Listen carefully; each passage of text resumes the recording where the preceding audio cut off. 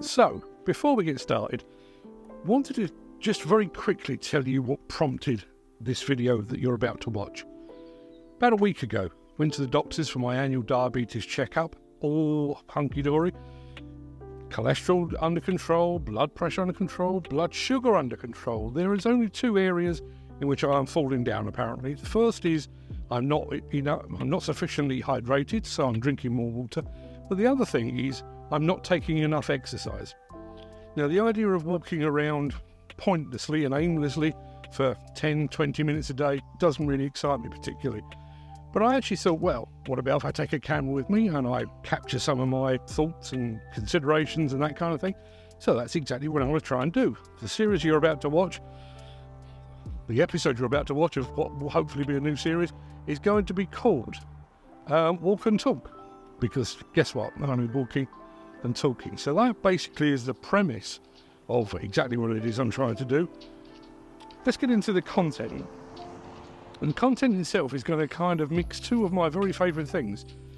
First thing is going to be food. Second thing is going to be demolition and construction equipment.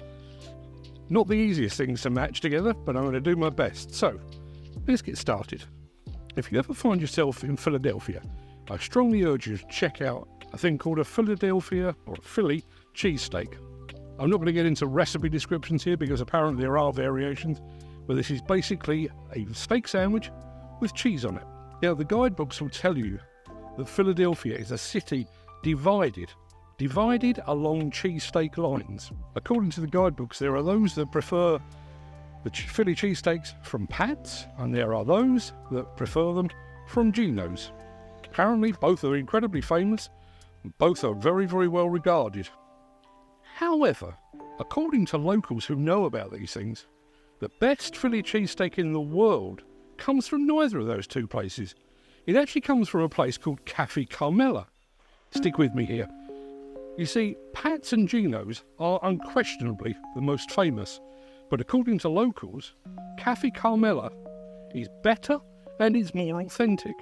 Now, I've only ever eaten 2, 3, possibly 4 Philly cheesesteaks in my entire life, so I don't have a dog in this fight, not an expert, but I do have a British comparison. When I was growing up, I grew up in London, and one of my favourite meals then, and my favourite meals now, is pie and mash from a traditional Cockney pie and mash shop. Now, I grew up in Battersea in South East London. My personal favourite at the time was a shop called Harrington's. Sadly, Harrington's no longer exists, at least it doesn't there. So when that closed down, I switched allegiance to Manze's over in Towerbridge Road in London, which is basically just round the corner from where my father grew up.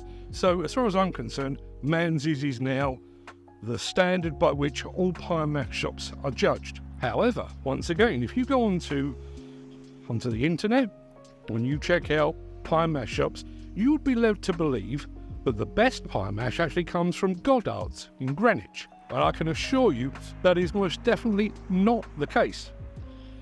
Goddard's is not Cockney food for Londoners, it's Mockney food for Americans. Personally, I would never eat at Goddard's. None of my friends would, none of my family would. It's there, basically, is more famous because it's probably got a bigger marketing budget, but it's not as good as Manze's or Kelly's or Moorings or any of the other pie and mash shops around London. So you're probably wondering at this point, what has all that got to do with construction equipment? And here is my point.